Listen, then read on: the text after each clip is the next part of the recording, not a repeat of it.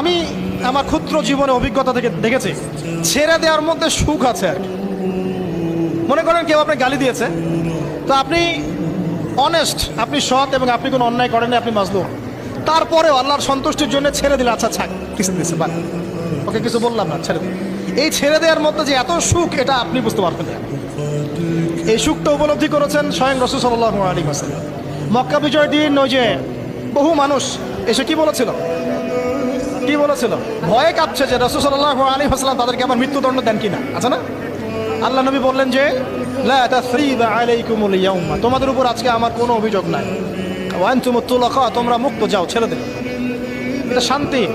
ইউসুফ আলাইহিস সালামের ভাইরা কুয়াতে ফেলে দিয়েছিল না, সেখান থেকে মিশরের বাজারে, সেখান থেকে রাজপ্রাসাদে, সেখান থেকে জেলখানায়, জেলখানা থেকে রাষ্ট্র ক্ষমতায়। কি লাইফ, ট্র্যাজেডি, লাইফের ট্র্যাজেডি দেখেছেন? এখন ইউসুফ আলাইহিস সালাম যখন শেষে ভাই থেকে চিনলেন, তিনি কি ভাইদের প্রতি প্রতিশোধ নিয়েছেন? বলেছেন যাও, মাফ করে দিলাম, ছেড়ে। এটাই শান্তি। আল্লাহর জন্য ত্যাগের মহিমার মধ্যে শান্তি আছে। আল্লাহ পাক আমাদেরকে ত্যাগ করার তৌফিক দান। তাই বলে সব জায়গায় আবার ত্যাগ করা যাবে না, এটাও মাথায় রাখতে হবে। বুঝতে পারছেন না কথা? মনে করেন যে আপনার পরিবারে আপনার বোনকে কেউ টিস করেছে, নাউজুবিল্লাহ, ছেড়ে দিব? যা বাবা, তুই টিস করেছিস, যা, দিলাম, ছেড়ে দেখো। মনে করেন যে কারো সমাজের মধ্যে কাউকে ধর্ষণ করা হয়েছে, নাউজুবিল্লাহ, আমরা বলবো যে যাক, মানবতা দেখালাম, ছেড়ে দিলাম, ইসলাম তো মানবতা ধর্ম, যাও, ছেড়ে দিলাম, বললে হবে?